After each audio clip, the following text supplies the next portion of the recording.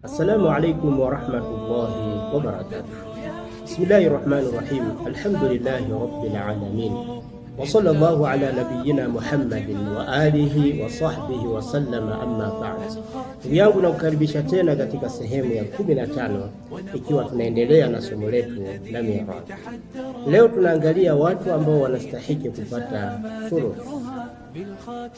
Athuluthu fardun lithnani.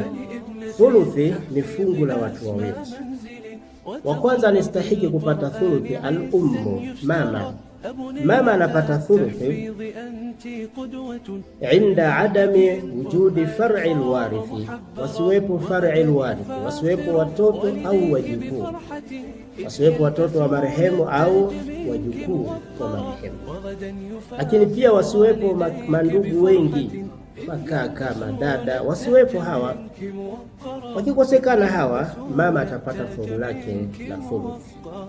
Ama wa pili au kundi la pili, al-ithnani min al-ikhwa wal akhwati li ummi, mandugu wawili wao wa kiume au wa kike wa upande wa mama, kwa maana waliochangia mama na marehemu, hawa watapata thuluthi inda adami wujudi far'i warithi, wasiwepo watoto au wajukuu wa marehemu, wa asli alwarithi mudhakkar, na asiwepo asili ya mrithi ambaye ni mwanaume, kwa maana asiwepo baba wa marehemu, asiwepo baba wa marehemu. Akikosekana hawa, basi hawa mandugu wawili na kuendelea, wa kiume au wa kike, hawa watapata theluthi moja, na hii theluthi moja watakayochukua watagawana bisawia, yani sawa sawa, kama ni 2-2, 3-3.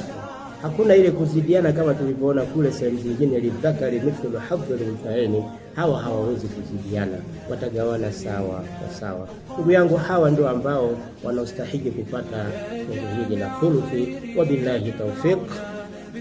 Wassalamu alaikum warahmatullahi wabarakatuhu. Tukutane tena katika sehemu ya 16.